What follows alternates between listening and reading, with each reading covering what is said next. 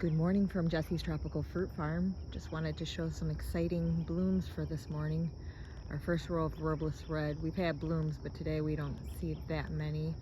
What I do see is on our first row of Purple Haze, just an explosion of flowers. If we walk on down to our next row of Delight, I don't really see much here. We've had a handful of Delight off these so far this year. Some of the plants came in a bit smaller compared to the rest. Our next row of Purple Haze is just filled with blooms. So gorgeous first thing in the morning. And they smell amazing. We have a row of American Beauty. A lot of this got replanted after the cold. Just FYI, it doesn't like anything really under 35 degrees. So we had a couple days of 35 and lost a few plants, but we were able to replant from our cuttings. Our next row of Purple Haze, though, you could just see an abundance of flowers. Looks and smells amazing. Very excited for this. Then we have our physical graffiti. Just look at that. Beautiful flowers. The bees are doing their thing, but I'll also get in there and do a little bit of hand pollination to assist ensuring a better fruit set, better quality fruit, larger fruit in general. The next row of American Beauty, we've had a handful of flowers come out so far, and we are in the third week of June already. And we have the Dark Star, one of the other ones that's just exploded with blooms this morning. Absolutely gorgeous, super exciting.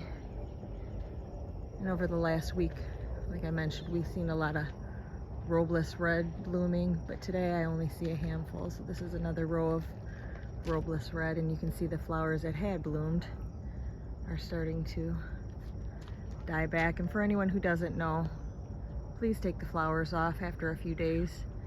It's imperative that you take these off, otherwise you can introduce the fruit to fungal issues. So when you see a clearly defined green to yellow, quite simple. Up, down, left, right. It literally snaps and you can pull it straight off.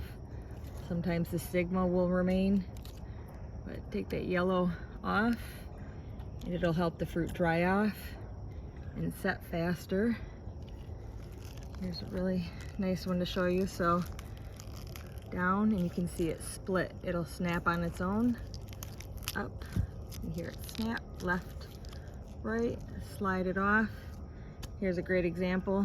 You leave that on there, this will dry off on the fruit and then pull off later. Sometimes I even harvest the fruit and it's still on there, but this will protect air from getting inside the fruit, which will help it last longer. So it's always ideal to take that off.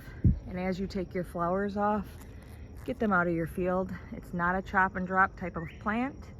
If you do that, you are exposing yourself to fungus. Actually, you can see the flower will start turning black, and dragon fruit are a little more susceptible to fungus. That's why they get the canker. So this one hasn't quite turned from a green to a yellow.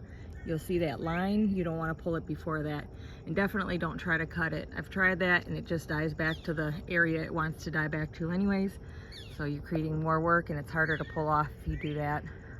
So it's best to let it separate on its own, and it'll be much easier in the end. So just want to thank God for this amazing bloom this morning. Yesterday I had over 83 blooms, and we're about to find out how many more we have from this morning.